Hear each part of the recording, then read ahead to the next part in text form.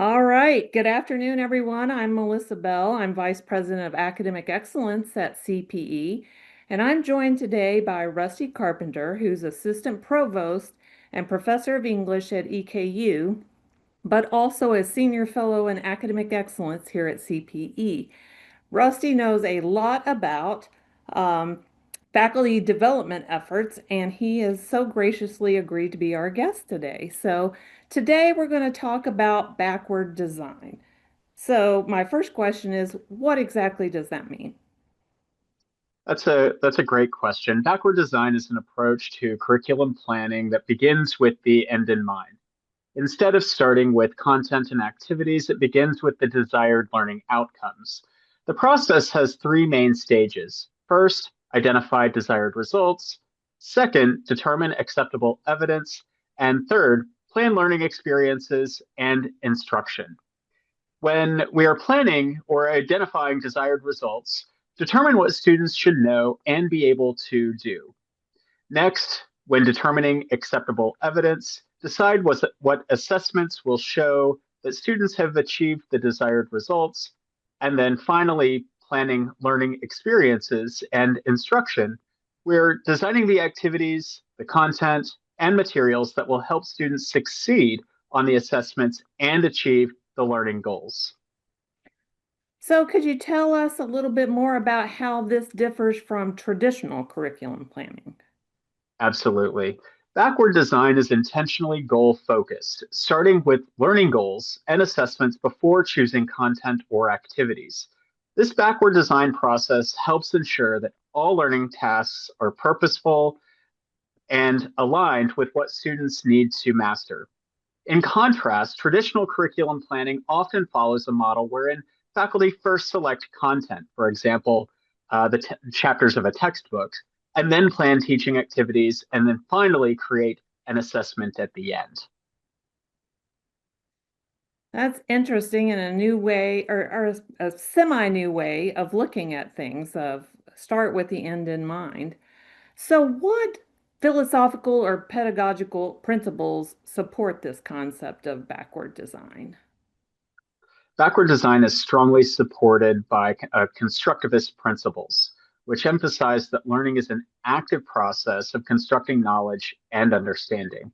It's also rooted in the concept of teaching for understanding, which was developed by Grant Wiggins and Jay McTighe in their framework, Understanding by Design. The supporting principles include focusing on understanding and transfer, that is, prioritizing deep understanding for really big ideas over content coverage, and enabling students to apply knowledge in new or different contexts so that they can transfer that knowledge gained to different academic and professional situations. There's also a learner centered approach, which means that we're shifting the focus from what the instructor teaches to what the students learn and understand. And then, of course, intentionality, which is really key. That means ensuring that all instructional elements are clearly aligned with the defined and stated learning goals. In addition, faculty should consider these ideas that support approaches for backward design. Foremost, thinking about small teaching. James Lang's small teaching approach, which comes from his 2021 book, Small Teaching, the second edition, suggests that small yet consistent changes to course design and teaching methods, such as brief and focused activities and low stakes assessments, can lead to significant improvements in learning and are an effective, manageable way to implement stages of backward design. And second, faculty should keep in mind that transparency in learning and teaching can factor significantly in the backward design process. This framework supports backward design by requiring faculty to make the purpose, including the essential skills and the knowledge, and then the task and criteria for success of assessments explicitly clear to students, thus ensuring the intentionality and alignment of stage two, which is determining acceptable evidence, and ensuring that this is transparently communicated to student learners.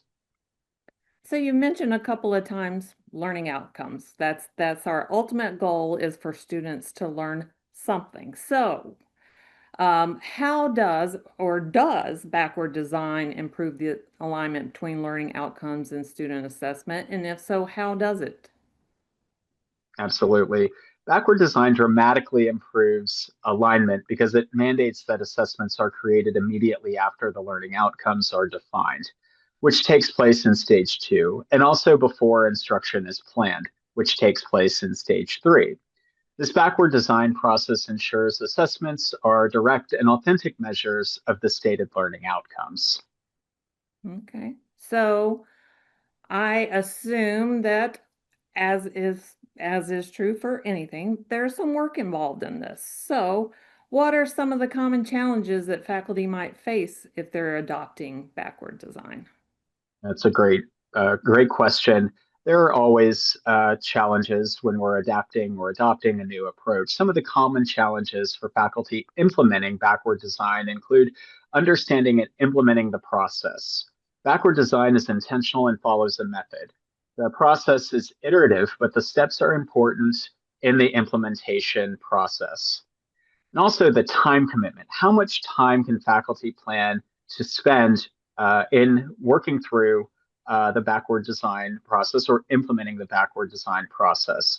The initial planning stages require significant time and deep consideration of essential learning content.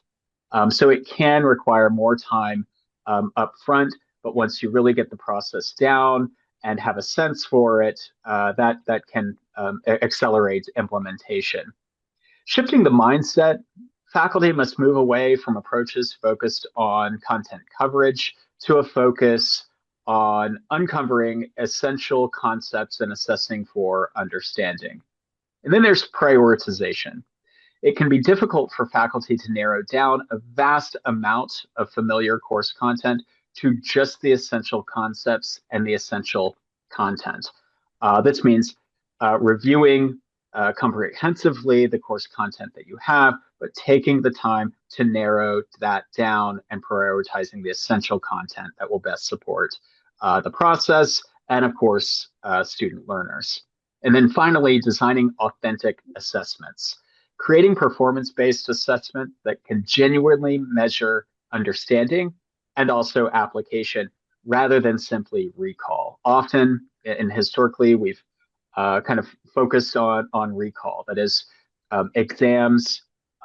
It focus on whether we can memorize certain content and then recall that during an exam setting. So backward design shifts us toward authentic assessments that really focus on student learning and their understanding and a deep understanding of that course content.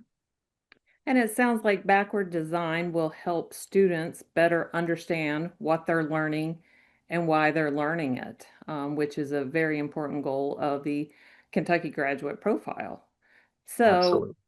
if people are watching this and they want to know more about backward design, do you have some resources to point them to? Absolutely. Well, foremost, I want to suggest using the CPE's online repository at the Kentucky Graduate Profile Resource Center. We'll share a link in the video, and faculty will have access to this.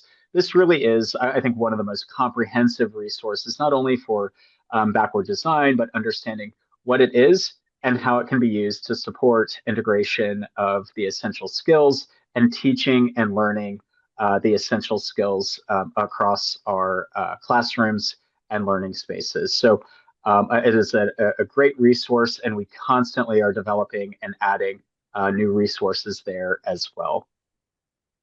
Well, thank you. Thank you for sharing your time and expertise with Sure. us today. And we'll make sure to share the link to the Kentucky Graduate Profile Resource Center in the description of the video.